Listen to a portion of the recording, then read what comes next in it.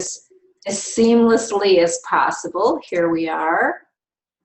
Share screen. Okay, I think we've got it. And I'm going to stop the video so that we can just really focus in on our slides here. And Flo, I think we have a poll that we want to take right at the beginning.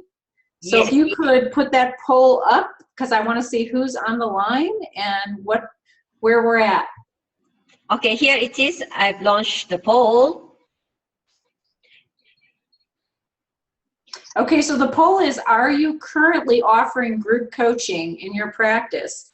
Either yes or no. I want to see how many are offering it already.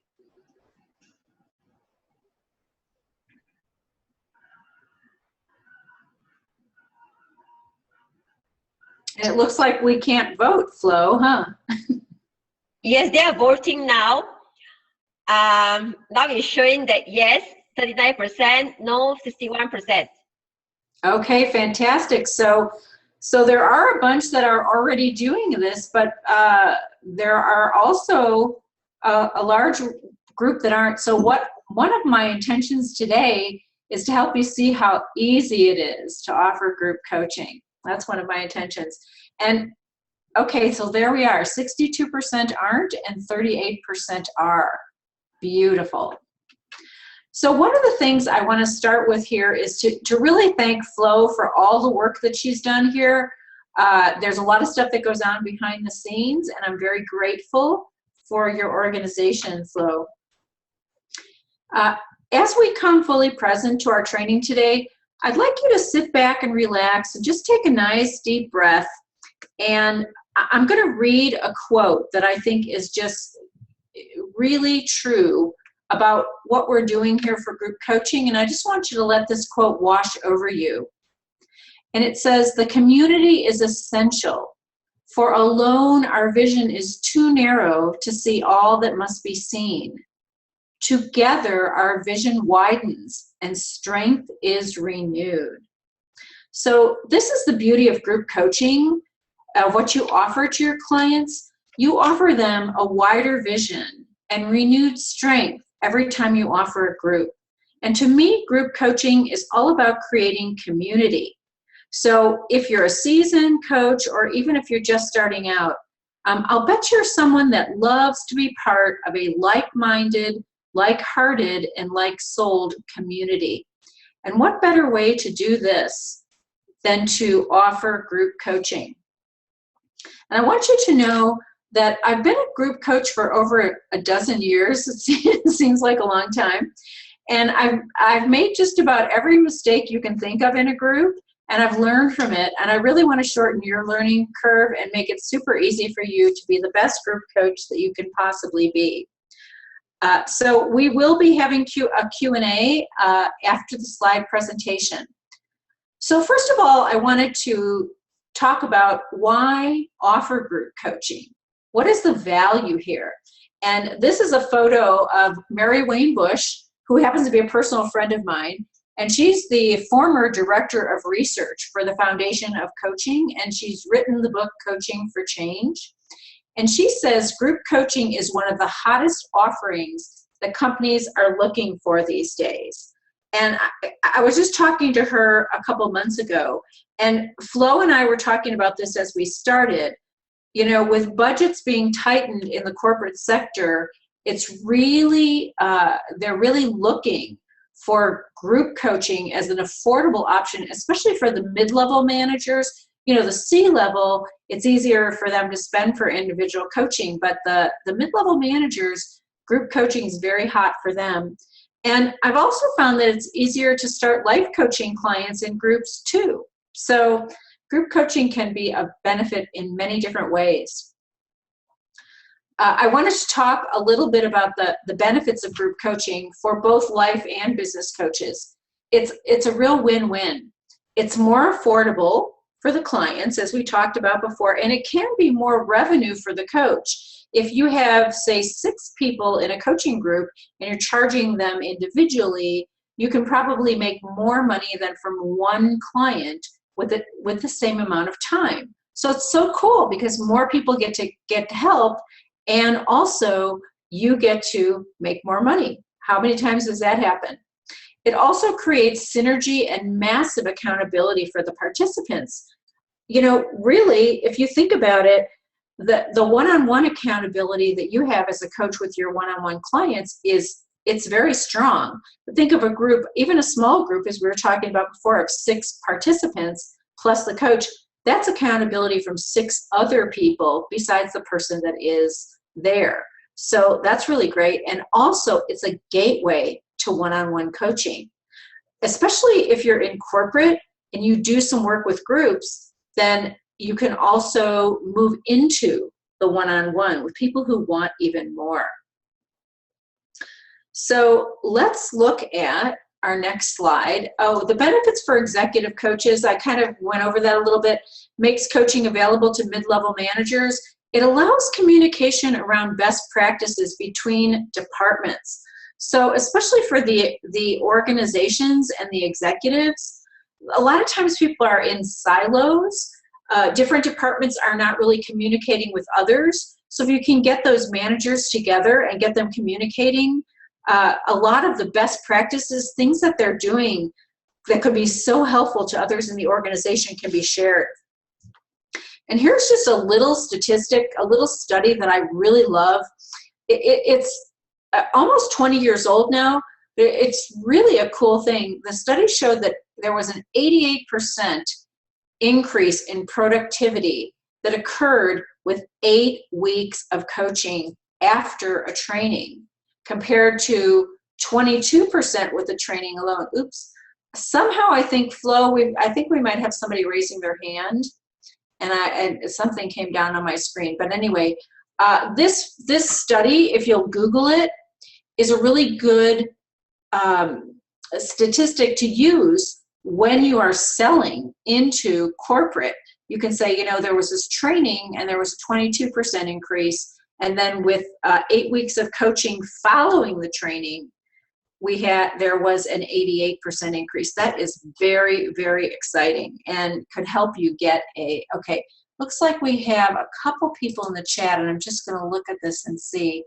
Okay, so Flo, you're working with the chat, so I'm just going to turn that off. Okay, so those are some of the benefits.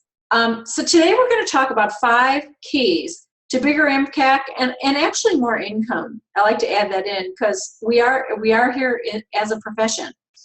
First key is to structure your group coaching sessions for maximum results. The second key is to boost your confidence. I've got some really great things I want to share about that. The third key is to handle difficult group members with ease. I know this was a big one for me. Fourth is group member retention. And the fifth is how to enroll people in your groups with ease. So let's go on and talk about structure. Oh, first I want to talk about the foundation of everything, including group coaching. You all know this, but it's really good to start with. Your energy is the foundation of everything. So here's the tree with the roots. And as you can see, the roots are wider and deeper than the tree is tall, but there are things that you don't see. And there's the doing, what you are doing with the group, and that's the branches of the tree. And then there's the being, who you're being while you're doing it. And that is what is in the roots of the tree. And I'm a former speech major, and it's kind of interesting because there was a study done by Albert Mehrabian in the 70s, and he found out that only 7% of communication is verbal, which means the words when you're communicating. 93% is nonverbal, and that includes your body language, it includes your tone of voice, and I would say it includes your energy. So remember, when you're working with any kind of coaching, and especially with group coaching, your energy is the most important thing you bring to that group. It's 90% of the communication that you're bringing. And the irony of this is that most of the questions I get about group coaching are about logistics. You know, how many people per group? What's the schedule? What do I include? And those are all great questions, and I'm going to go over some of those today. because what they'll do is when you know the answer to those questions, it will solidify your energy and it will help you become more grounded and strong as a group coach once those questions are answered. But the truth is that people come into your groups because of who you are and the energy and the safety that they feel with you. So we're going to get that 7% handled, and it's going to help you bring your full presence and energy to the group. But please remember, it's your energy that people are coming in for. So let's go on to the first key, which is structure your group coaching sessions for maximum results. And I've come up with a 6-step model, and it kind of reminds me of a one-on-one coaching session, except you're doing this in a group. And so I want to just share with you these 6 steps. The first step is start with some type of a connection. So when you're in your group, this is just when you're having a group meeting and you're the group coach, you're facilitating. First thing you want to do is have some type of a connection, a quote, a visualization, even taking 3 deep breaths to bring the group together. Next, you want to have a set of group agreements that are ground rules about how you're going to be with each other. And we're going to talk a little bit more about group agreements as time goes on. So I just want to tell you that's kind of the second step here. The third step is to have a small piece of content that relates to the theme of the group to use as a conversation starter. So I always say less is more. You want to have some kind of a question or a quote or a provocative statement so that people can make a conversation, but the content is very minimal in the group coaching because this is coaching. There is some facilitation, but for the most part, it's coaching. The fourth step is the coaching part, and this will take up most of the group time. And that is set yourself up as the one to do the coaching in the group and have a structure for that. So you could share some content and then ask, would anyone like to be coached around this content? And then you as the group coach will coach and others will be listening.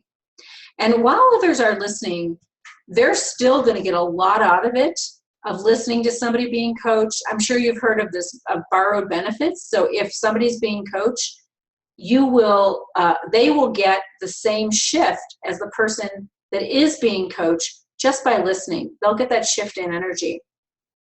The next step is ideas for action. So this is about requests or field work. So you can make requests of group members so that they have something to work on between their sessions. You can make a request of each group member, depending on if that's right, or you can make a request of the whole group if there's a theme that goes on. And then step number 6 is leave them in an inspired place at the close of your time together. So that 6 is the inspiration. And just to show you how this plays out in a group coaching session, let's just say you had a 60-minute group. The connection would take a couple minutes. The group agreements in a regular group session would be just about a 2-minute reminder of the agreements. The content is just about 2 minutes. Yes, that's right. Very, very short. The coaching will take around 45 minutes. The ideas for action or the field work could take about 5. And the inspiration, about 4 minutes. You could ask, what are you taking away? And each person could share a word or a phrase or something inspiring. So this is kind of the typical timing of the group. Now, I want to talk about the very first group meeting because that's a little different. And what happens, and by the way, this is just a guideline for timing. So it's not a hard and fast rule, but it's a guideline for you to start thinking about how much percentage of time each one would take. Okay, so let's talk about the first meeting though, because that's a little different. So in your first group coaching meeting, the steps for that, and that would be a little longer. Let's just say 90 minutes. And when I say 60 and 90 minutes, I'm talking about a group of maybe between 6 and 9 people. And other than that, you might need a little bit more time. So start gauging as in terms of how many people you have in your group. But let's just say you had 6 people, and the very first meeting, the connection would take about 5 minutes. You want to take a little bit more time in that first meeting because people do not know each other, and you want to give them establishing rapport. The group agreements take about 30 minutes because everyone needs to agree to the way we're going to be together. And I'm going to share some group agreements as we go on. This is kind of like the secret sauce to me of group coaching, is to create some agreements and share those. It will make it so much easier for you as a facilitator and group coach. In that first meeting, you still want to have only about 5 minutes of content. And then instead of the coaching, you'll have about 40 minutes of intentions. So one of the things you might want to ask in the intentions is, what are your intentions for this group? Let's say it's a 3-month group.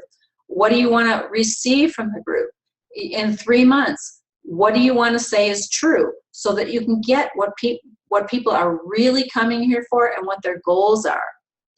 Then the ideas for actions, 5 minutes. So after that first meeting, you'll still be giving some requests, seeing what they want to do. And then the inspiration, they'll have 5 minutes to share that. So again, this is not a hard and fast rule, but it's something that you want to look at and see the percentage of time for each of these 6 steps. These 6 steps were created by Kate Harper and myself way back in 2002, because we started sharing them in 2003. So they've been used by many coaches. They've been used by me many times, and they really work well. So that's key number 1. Let's go on to key number 2, which is boost your confidence. The first thing under this is have a specific structure and use it each time. And I put a little picture of myself there that my graphic artist took very recently of me. And why I put this picture here is she told me she had a specific structure for me in the way I was standing. So she had me imagine like I was a puppet and there was a string coming out of the top of my head. And then she had me put my chin in a certain way and my arms in a certain way. And it felt a little awkward, but the picture turned out beautifully. And when I didn't use the structure, the picture didn't look as good for me. So in the group, as a group coach, use those 6 steps. And if you have those 6 steps and you use them every time, people get used to them and it makes everything really great. Another thing you can do to boost your confidence is to design your marketing to reflect the group experience. Because I don't know about you, but if you've ever had a person in the group that just wasn't in step with everyone else, or have you ever had a group where you were just thinking, oh gosh, how did that person get in? So if you have your marketing language perfectly done to design according to what the group is really going to experience, then the people in the group will gather around that language. So for instance, I'll take myself as an example. Those people who are in my groups, they tend to be very loving, spiritual coaches. They're able to deeply connect with each other quickly. And so think about how you're describing your group. What words and phrases are you using? And be yourself and express yourself authentically. That's really the best way to design your marketing materials to attract a group that is committed to similar values and style of relating to each other. Now, here's another example. You'll never see the word boot camp on my website. I use the word intensive. There's a difference in the vibration of those words. Did you notice it? Like each one of those is going to attract a different type of client. If you talk about a boot camp, that's a more direct and sharper word. If you talk about intensive, it's a smoother, it's got a little more flow, and it's deeper. So here is a exercise that you can do with your clients. Ask your favorite 3 clients to share 3 qualities about you that drew them to you, and then use this wording in your marketing. So I actually asked some of my clients this, and I looked at my testimonials, and there were words like intuition, confidence, inspiring. And so those are the words that I will use in my marketing to draw in the group that is going to be around those words. And by the way, you know, for me, when we're in an intensive, I don't have people in there that are looking for a boot camp, because I'm not very much of a kick butt coach. I like to go with the flow. I like to help my clients find their most creative and passionate ideas and let that move them forward, rather than, you know, the drop down and give me 10 push-ups kind of thing. And either one, both of those are great types of coaching. It's just get the people that are attracted to your type by the words, and your group will be a lot easier and you will be more confident. So Flo, I think we were going to do a poll right now about typing in the top quality of your ideal client. So I'm looking for the, let's see, in the chat. Oh, I've got a couple questions here. Thank you for the questions. If you would like to type in let's see, here's the chat window. If you'd like to type into the chat window, not the Q&A, the top quality of your ideal client. What's the quality of your ideal client? Type something in, whatever it is that you're thinking about.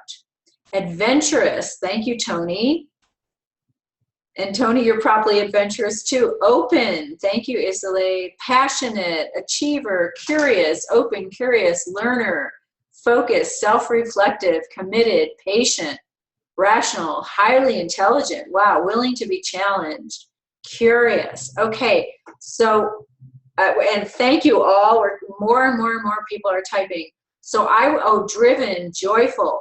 So I want to say standing for strong values. These are some of the words that you want to use in your marketing material. Those kind of words, because those are aligned with who you really are.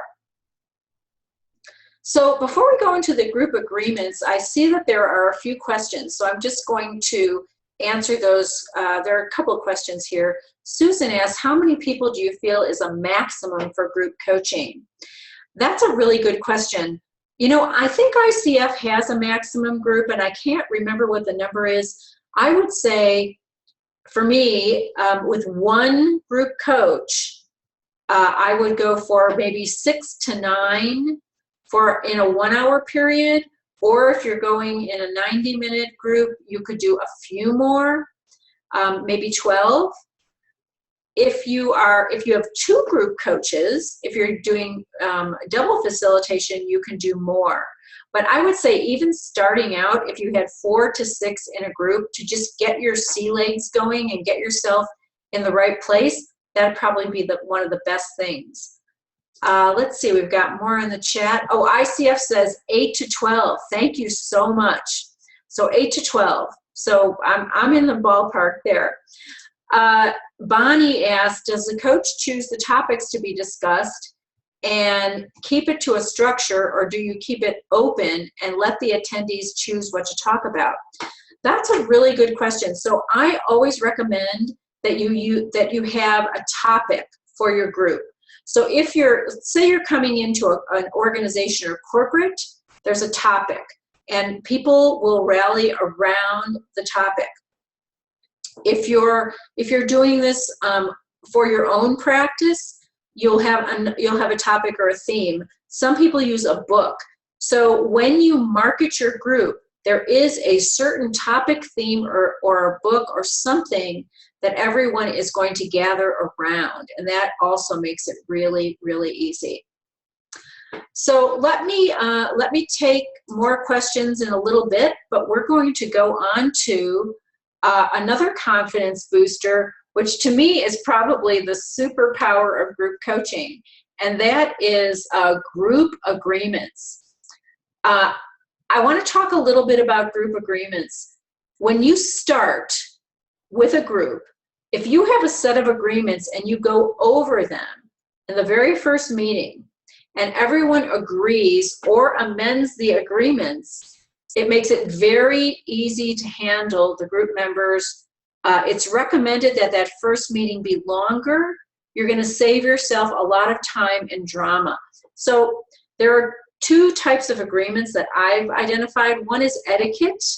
And etiquette agreements are things like, if you're on a bridge line, state your name when you're speaking.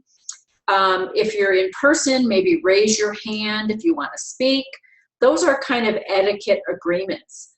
The most important agreements, though, and the ones that are the most powerful, are the communication agreements, agreements on how you are going to communicate. So they're things like maintain confidentiality. That creates a lot of safety in a group. Another agreement that I've used is speak in I statements and release telling others what they should do. So here's an example. We had somebody in a group that asked, that came in one day and they had a cold. And the person next to them said to them, wow, you know, have you read Louise Hay's book? You know, there's an emotional part of a cold, and I think you should read that book and figure out what's going on. And the person that had the cold was very nervous because they're like, I'm not feeling good, and this person is now telling me to read this book. So we asked the person that was talking, we said, you know, we've agreed to speak in I statements. Could you say that in an I statement?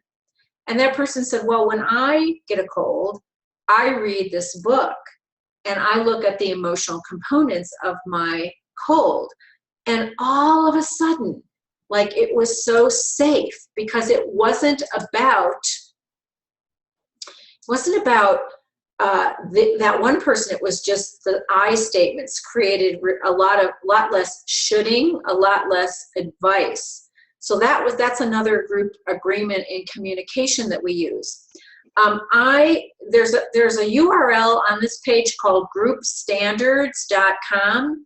I use a set of group agreements that's called the Standards of Presence, and these came from Coach for Life and the Foundation for Inspired Learning. And if you would like a copy of those group agreements to use as a rough draft or to see what some of these agreements are about, if you go to groupstandards.com and you can click in and get the copy. This is through my autoresponder, so if you don't want to remain in my community, you could just unsubscribe at any moment. This is the easiest way for me to get information out to everybody. So groupstandards.com if you want a copy of the group agreements that I use. Okay, so let's go on to key number 3, because it's actually related to this confidence thing. How to handle, you want to know how to handle difficult, quote unquote, group members. I should have put that in quotes, with ease. So what about the person who dominates the group, or maybe somebody doesn't talk at all? Maybe somebody complains or criticizes. What do you say when this kind of stuff happens? So here's the thing. If you have the group agreements, you can use those when these things happen.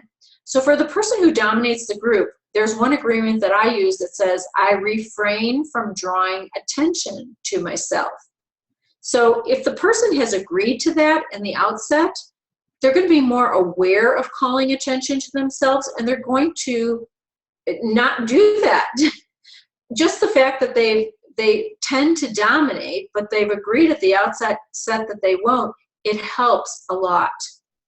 And what about the people who don't say anything in a group?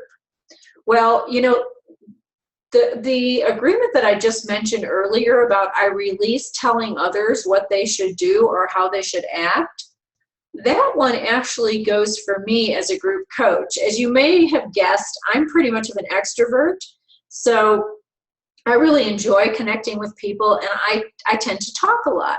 And I tend to think if somebody's not talking, that maybe there's something, quote unquote, wrong. I used to think this. But now I know that people who are introverts, they can be fully present, they can be participating beautifully, and even if they don't talk at all, they're still part of the group. So when I know that it's all perfect, then I can honor those people. And I don't feel a need to manage anybody for any reason. I can allow them to have their experience and accept them fully. And if I want to check in and see if they want to share, I can just say, is there something you want to share? And if not, that's perfectly fine too. So that was one of the agreements that really helped me. Now, what about the person who's complaining? Sometimes there are very legitimate things, but other times, people might have a tendency to that. Well, there's an agreement that says I will practice a positive focus. That doesn't mean we're going to be positive all the time, but we're going to practice that focus. And this agreement helps the person take another look at what they want to share and share it in a more positive way. And we know that what we focus on is going to expand, so we want to really have a choice to focus on what's working. Okay, and last but not least, we talked about criticism. What if one group member gives another one constructive criticism, quote unquote? One of the agreements I use says, I give only authentic and positive acknowledgement and support. So that means no criticism. And it brings such a safety to an environment when everyone knows that they can say what they want without being interrupted by someone else's idea of what they could be doing better. There's a lot of safety and a lot of sharing that can go on. Now, what to say when it happens? Like, what if somebody does dominate the group and they've agreed not to?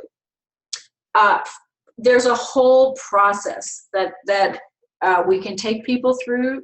But for now, for our purposes today, let me say if someone is breaking the agreements, as the group coach, you can gently make a request of them to honor the agreements they've made. So if they're breaking an agreement, if they're not following it, you could say to them, may I request that you share that again in light of the confidentiality agreement, or in light of our agreement to speak in I statements, or whatever, to give them a chance to do something a little different.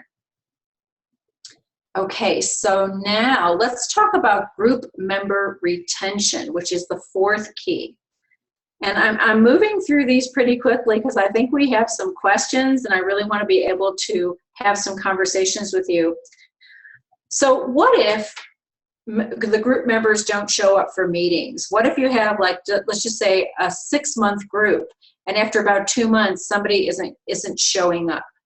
As a group coach, I really want to encourage them to show up, and I want to be there to receive. I want them to receive what they've joined that group for. I want them to get their intention and their goal. So when I first started with groups personally, and somebody didn't show up, I did take it personally. I thought maybe I wasn't a really good group coach, and I did question myself, and maybe I felt like maybe I might not be enough. And I'd like to share what I learned that helped me to let go of these limiting beliefs. And I have let go of them to a great degree, although they come in sometimes. There are 2 ways we can approach the topic. And the first and best way is to organize your group in a way that the group members won't want to miss anything. So we're going to go over those first. Those are the easiest. The second way is, if there are people not showing up, to help them to recommit the group or to leave the group as soon as you understand what the best support is for them. So as a foundation to either of these approaches, I want to offer a perspective that has been very valuable to me over the years about this idea of not taking things personally. I was able to create a mindset shift that really made a difference for me. And what I knew was the reason the group member may not be showing up could be because of their gremlins and because of some natural resistance to being out of their comfort zone. So it could actually have nothing to do with me. It might have something to do with the transformational process itself. And that was a very empowering perspective for me, especially when I began as a group coach. Now, I'm willing to take responsibility for my part of it and see if there is anything, but it might not be there. The epiphany occurred for me when I was training coaches at International Coach Academy. I think Tony and maybe there are some others on the line that were from ICA. We had a module on the coaching process, and part of the coaching process included the quitting zone in coaching. And I remember I was teaching this module that day, and I realized There's a quitting zone with group coaching too.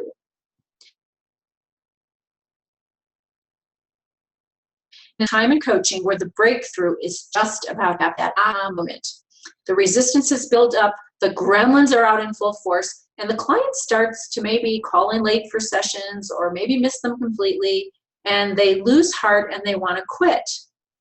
And as a coach, it's my role to help that client through the quitting zone onto the aha moment. In fact, the reason the client hasn't had their transformation is because they've stopped themselves at this quitting zone. And they've probably stopped themselves at this point many times before in their lives. So I know if I can encourage my group coaching client past this zone even one time, they're going to receive a transformation that they're looking for. So when I realized that these absences were a part of the group coaching process and a potential quitting zone, instead of taking it personally, I understood I needed to help my client. And taking on the role of helper is much more natural to me than either being some kind of disciplinarian to try to get the person to stop missing the meetings or to feel confused, letting them go and having them disappear into that quitting zone. So if you find that your clients in the group are not showing up, just have the awareness that they could be in the quitting zone. And I'll talk a little bit about that in a moment.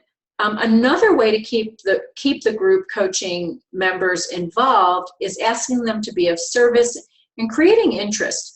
One of the things we did in a 10K program, and I think Olga might be on the line, she was in that program with us years ago, we ran contests with prizes. And we would have contests for who had the most people on their list to contact about coaching. The prize would be something very small, an easy button or a book on Amazon. It doesn't need to cost much, but it keeps the interest going. So those are a couple ideas on how to organize your group to encourage the member retention. Now, the number one statement on this slide is be a coach and reach out. So I want to say, in spite of your best ideas, what happens if people start missing meetings? If someone does, what can you do? And I say, reach out individually. When someone misses a meeting or two, use your intuition. We were talking about intuition earlier. Your intuition tells you it's more than just being busy. Request a one-on-one chat with that person and have the intention to be of service and to gain information on what needs to happen. Check and see if the group is meeting their needs. If they want more of something, less of something. You could ask, what is working for you? What is not working for you? Now, this isn't a place to invite criticism or put yourself on the hot seat. You just want to find out about their personal experience. And it may be purely logistical. Maybe their child has started at a new school and they need to drive them there at that time. Or it could be they're in the quitting zone. If they're in the quitting zone, request permission to coach them and really be gentle, helpful, create a safe space for them. Note this is part of the reason that they signed up for your group. This is what they're here to receive from you. Also, to ensure group retention, measure results. You've probably heard the phrase, what gets measured gets done. So when things are getting done and results are happening, the group members will tend to show up. So that's our key number 4. And now we're going to go on to key number 5, and that is about enrolling clients into the group with ease. Now I'm going to talk first about enrolling individual clients, and then I'm going to share a little bit more about corporate. Each coach has an enrollment challenge at one point or another, whether we're starting out or maybe we're changing our business a little bit. So there are many different things that can happen. You put together a great topic for a coaching group and you know that's going to help everyone, and maybe no one is registering, or maybe there are a couple people registering and there aren't any more. So this is common. If this happens to you, you're not alone, but here are the steps that will help you. First thing is layering. You've got this gal, she's got a bunch of layers on. There are layers to the process of enrolling with ease. And this is going to, just this whole idea of layering can really help. So here's a metaphor for this. When I was growing up in the Midwest, in Chicago, by the way, I'm so excited. Right now, the Chicago Cubs are playing they won the national championship, but it's very exciting. But it was cold, and I kept a sweater in the car, and we always dressed in layers. So this way, when it got colder, we could put our sweater on, and then if it got really cold, we could put our coat on, our mittens, our hat, and if it was warm, we could take off those layers. And layers are the key to filling coaching groups too. So here are some of the layers that I wrote. By the way, the layering, those who don't know you are going to need more layers, are going to need more warmth. Those who know you are going to need less layers. So here are some layers. You could create a registration page, and that's layer 1, and people could read that page. And some of the people that know you well would even sign up for your group on that page. Then you could create a preview event for people who don't know you as well. They get to know you. They get an appetizer. They get some extra ideas and insights that you have. You could create a layer of referrals, networking, enrollment conversations. So these are all different layers of enrollment into groups. The less that people know you, the more layers that they are going to need. And I just want to give a couple client examples because I think this is so inspiring. There was a coach who had a following, and he created a preview event. And once he layered that preview event on, he completely filled his first online course within 48 hours of opening it for registration. So that preview event was the layer that really made sense. Another client didn't have a large following, and she joined a networking group. She created a 2-minute speech as her introduction, and she filled her coaching group 1 month later from enrollment conversations that she got from that speech. So she used a couple of different layers there. Another client of mine started with the enrollment conversations, and by the time she launched her group publicly, she only had 1 spot left. So layering works beautifully in marketing, and if you're not getting the results you want, look at the different layers and see how you can add more layers to your marketing. Okay, so I want to just talk a moment about, for organizations, when you're working with sponsors, you're going to need a little bit of a different process. So the first thing you want to do is have a consultation, and you want to find out what the theme of the group is, what the organization needs to happen, what the metrics are that are required. You know, what do they want out of this group? Do they want higher productivity? Do they want more confidence for their leaders? You know, what is it that they're going to be graded on? And then you do a proposal for the group. And so it's a little bit of a different structure in terms of marketing the group. And the consultation would be with someone that you know, and there's a whole nother process for actually getting into the consultations, which we don't really have time to talk about today. But this works a little bit differently for organizations, and I just wanted to share that too. So I think it's time for Q&A. And this, by the way, this slide is all my social media. I'd love to connect with you on any of these: Facebook, Twitter, LinkedIn, any of these that you want to. Please connect with me. Let me know that you were here on this webinar. Underneath, info@KarenCapello.com is the email address that you can use if you have any questions. Groupcoachingmodel.com. That's another free, I think it's a 2-page outline of the 6 steps of the group coaching model that I talked about earlier. But we go into a little more detail on them. So if you'd like to get the group coaching model, you can do that there, and that is also free. So Flo, let's see, how do we want to do the Q&A? Let's see if I can find the Q&A. You just have to open up the Q&A box. There are a few questions there. Okay, there it is. I see it. Okay, so I'm gonna open my video. So I'm here with you, and then let's see, the chat box.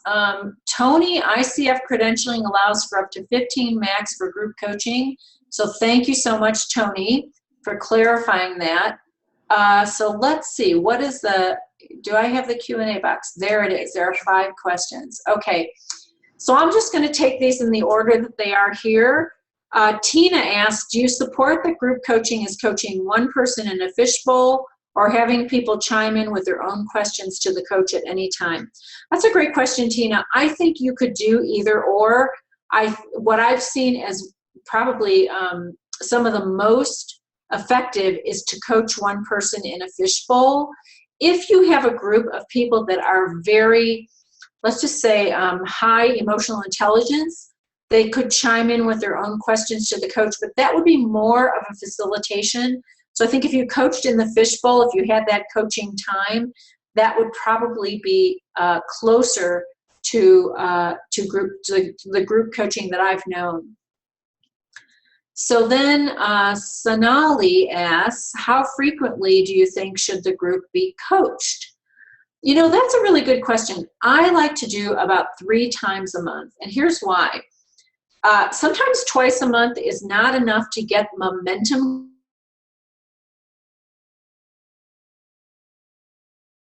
If it's twice a month or once a month, if people are really committed to the topic, you can do that. 3 times a month to me is such a nice number because it feels like it's almost every week, but it isn't. And so they get 3 times, and then you can use that last week of the month for one-on-one coaching, an option to do a hybrid of that for everybody in the group, or take that week off so that they can have some time on their own. So it really depends, but I like the 3 times a month because I think you can get some momentum going. Thank you. Thank you both for those questions. Sandrine says, how do you start a group coaching group? How do you market this and how to profile the topic? Could you give examples of topics for these groups? So I would say, like for instance, one of my clients did a group on Martha Beck's book, Finding Your Own North Star. And what they did is every week they read a chapter outside of the group meeting, and they came to the group meeting and they talked about the chapter, and they talked about what they learned and what they needed. So I think that's a way you could use a book. And so you would market that to people who maybe you would market it through the bookstore, or maybe you'd market it to people who were into that book. When I first started coaching, I was in a Conversations with God study group. It wasn't group coaching, but it was a group of people that were very interested in that book. So I think you want to find a topic. Another topic that I think is very relevant is, like, you could do a group for how to communicate with your teenagers. For parents, you could probably easily do a group on how to communicate, how to motivate millennials, for baby boomer bosses. So you want to just have you want to have a topic and then a person that it's for, to make it really clear who is coming into this group. So I think those are the examples I have at the moment. If I think of any more, I'll let you know. Himani asks, how do individual people who do not know each other trust each other in a group? See, that's a great question. So what I have found is, if you use a group, some group agreements, especially the standards of presence that I use, and in the first meeting we all say, yes, we agree, or no, we want to change this, and everyone agrees to it in that first meeting, it creates a lot of trust. For instance, we had one person in a group one time, there's a group agreement that says, I will focus on the, 98% or more that is working. And this person said, I can't focus on 98% because 98% of my life is not working. And we said, well, how much of a percentage of your life is working? And she said 80%. So we said, great. Then why don't we change that agreement to focus on the 80% of your life that is working? And everybody agreed, everybody raised their hand, and it was just great, because then after that, she felt really honored and really safe that she could agree to that. So I think the group agreements are really important for people to establish trust with each other. So thank you for that question. Weehan asks for the preview event, is it live or virtual? Can you give more details, and can you give an example of enrollment conversation? Okay, so the preview event, it could be live or it could be virtual. I know my clients have done both. We had one person here in Tucson, a coach, who had a preview event at like a local, I think it was some kind of a venue, a restaurant or something. And she had, in the back room, she had some refreshments, and she did a little bit of a talk about coaching and about the value of it and the benefits of it. So that was her preview event. And then if anybody wanted to sign up for coaching, they could. So virtual preview events, there are many webinars. In fact, I'm giving a preview event tomorrow, which is let's see how many, I can't do the hours, but there is a preview event for a course I'm doing, and I'm giving a webinar at 9 a.m. my time tomorrow for that. So if you're interested in that preview event, if you want to send an email to, you can send it directly to me, Karen@KarenCapello.com, and I'll send you the link. And then you can listen to the preview event if you want, and you can get an idea of what it is. But honestly, there are so many webinars out there that you could just listen to any one of those and see what that's like. An enrollment conversation is a conversation that's very, very structured, and it's about like, sometimes it's called sample session, sometimes it's called complimentary conversation, but it's about finding out if the client is a fit for you or for your group. So if you put out a registration page and then you have a preview event, and then somebody sends an email and says, you know, I'd like to talk to you a little bit more about that group on motivating millennials. Could we have a one-on-one conversation? And so then you have a conversation with them to see if they're a fit for the group and if they want to enroll. So that's an example of an enrollment conversation. Bonnie asks, when you have a topic, career transitions for midlife women, that's a good one, and there are many subtopics within the topic: health, confidence issues, training, family situations, competition with younger workers. Do you keep it general or pick a subtopic for the group? Okay, this is a great question, Bonnie. And I would say from a marketing standpoint, and also from a standpoint of being able to serve people, I would actually start with one topic. And then you could, like, maybe you have a 3-month group around career transitions for midlife women focused on their health. And then once you're done with that one, then you have another 3-month group around confidence issues. And then you have another one around training. So you could probably look at these topics and figure out, you know, maybe confidence might be a foundational topic. I like to group things into foundation or basic, then intermediate, and then mastery. So maybe you group these topics, or maybe you group them one by one. But one of the things about group coaching is it's really coaching. So if you have too much content that you want to deliver, for me, if I have too much content, I'll want to deliver it. So I try to do the less is more. So I would say go into the subtopics, and then you can do another group for each subtopic. That's a great question. Susan, how do we get the slides from this great event? Thank you, Susan. Flo, you're going to send the slides out, right? Yes, yes.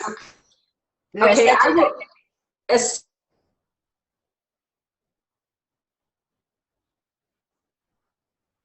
On PDF of the slides, she'll send them out. Okay, Vimala, can you use a tool like Action Learning in group coaching? Yes, you can use any tools you like. I'm not actually familiar with the Action Learning tool in any detail, but if you want to use a tool, just make sure that you let everyone in the group know that this is how you're going to be working, and this is how it's set up. And as long as they know and everyone is in agreement, I would say yes to that. Bernie, what topics do you find are common in organizations for group coaching? You know, the one I just shared, Bernie, this Motivating Millennials by Baby Boomer Bosses, or Millennials in Leadership.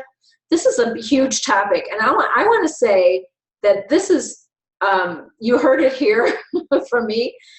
I think this has not gotten up to the C level yet, because what's happening now in organizations is a lot of the millennials, they work in a different way, and there are some gaps that are going on, and baby boomers are filling in those gaps. But when the baby boomers finally retire, I'm not sure the millennials are going to be completely ready, and I think that the C-level executives are going to finally start seeing something on the bottom line within the next 5 years. So I would say that is one. Leadership is another big one. There's a great book. I don't know if anybody's read it, but it's called "And Everyone Culture," and it's about a developmental.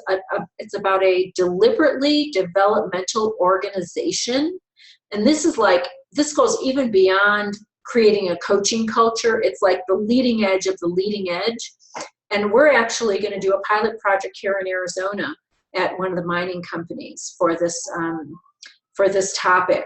So I think leadership, I think succession planning, I think promotion, there are so many different topics in organizations.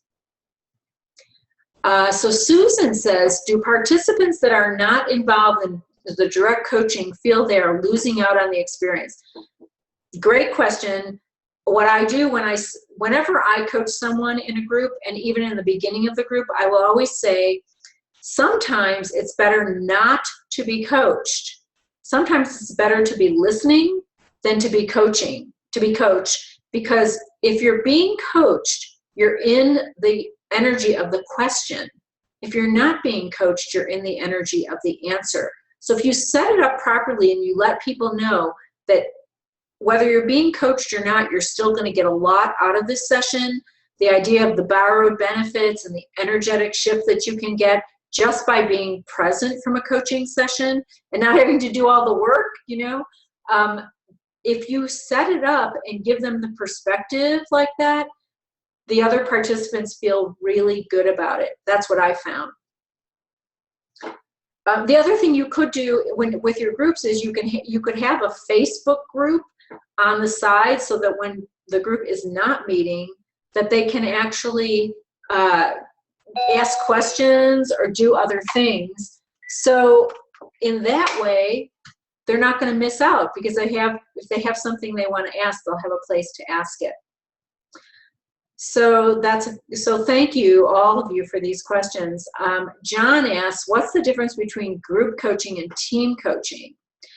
Oh, I would say group coaching is about people on the same level. So if you do group coaching in an organization, you would have like managers, mid-level managers of different departments. Team coaching is taking the manager and their team and coaching them together. So I think that's where I differentiate, but that's my personal opinion. There isn't too much about an agreed upon definition of group coaching. Material available about these topics. Jennifer Britton has written a book, and so has Ginger Cockerham written a book. And I think there might be one more that are on Amazon. So if you look on Amazon for group coaching, you can find some really good written materials. On my website, I do have a course called The Art of Group Coaching, where I go through a lot of what we've talked about today in complete depth of there. That's on the resource page. But there's not as much material about group coaching as there is about coaching, that's for sure. So John, you can check out some of those. Sandrine says, how much do you charge for group coaching per person? These people know each other before, or you create those groups and rally them? And what type of clients are interested in group coaching versus individual? Okay, so here's my rule of thumb for charging. I say you can charge, whatever your one-on-one coaching charge is, if you charge half as much for group coaching, and you could even charge maybe a little less, just depending on what you want to make. And I don't really recommend charging by the hour, but if you think in your mind, if I'm going to coach 3 hours a month for this group, and I want to make, let's just say, even $300 an hour, then I need to make $1,000 a month from the group. So if I have 5 people in that group, if I charge each one of them even $250 a month, is that, or $200 a month, I'm sorry, my math right now, $200 a month, I'll get 1,000. Now, you probably want to charge a little bit more, but maybe you don't. So think about that in terms of your charging. The people, they could know each other before, or we create the groups and rally them around a theme or a topic. So either or can work. And you know, it's interesting, there are some people that are more interested in group coaching versus individual. And it's not exactly all the extroverts, but it is people who enjoy being in community, who really like having the interplay of a bunch of different people. I found people who would prefer to be in a group rather than in the one-on-one. They feel a little bit more under a microscope in the one-on-one. There are maybe even introverts in the group that say they just want to hear other people and they want to listen and be coached every once in a while. So there are different clients, and for some people it's a financial thing. You know, especially in a business where maybe budgets are tight, if they bring a group, it's easier for them to get a good coach than if they do the one-on-one coaching. Okay, Isile, can you do one-time group coaching? Well, you could. You could if you only have, one time with people and you want to use some of these principles, let's just say in a workshop or a one-time seminar. I really think, though, for coaching, you want to have some kind of a follow-up. Coaching is really about that relationship, and it's about giving some, homework or field work or home play, and then checking in on it. So I think if you did it one time, it probably would be more like a seminar or a workshop rather than a group coaching. Okay, let's see, how are we doing on time? I'm willing to stay, Flo, because I see we have some more questions. Karen, yes. our session is from 9 a.m. to 10:15 a.m. So okay, should we close up? Can you get me these questions and I will answer them all by email? Okay. Okay, so 7 questions, just 7 questions here. So you want to email respond to them or answer quickly these 7 questions?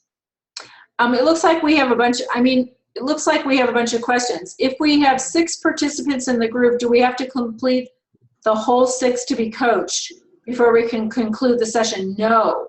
There will be some days when some of them will want to be coached. There will be other days when others will. So everyone will not be coached every time. How do we choose the participants of a group and know that they will be a good fit? Go back to your marketing and make sure that your marketing materials have the right wording in them. How much do you charge for the group coaching per participant? Okay, so that we talked about that before. Depending on how much money you want to make, because I know you're going to create a lot of value. So the basis for charging is the value that you're creating, and also what you need to make to serve at your highest level. When you do group coaching, what standard coaching process do you often do? I use my 6-step model, and that's the process and methodology. The title of that book, it's a strange title, isn't it, Maria? It's An Everyone Culture. An Everyone Culture. The subtitle is A Deliberately Developmental Organization. So An Everyone Culture. Has this webinar been recorded? Yes, and Flo will let you know. Okay, Flo, I think we did it. Yeah, very well. All right. So I will take over the screen round. Yes. Now can? Okay.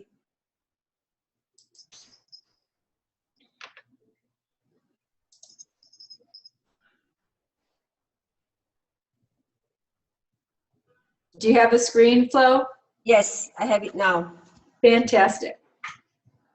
Okay, I'm going to stop the recording first.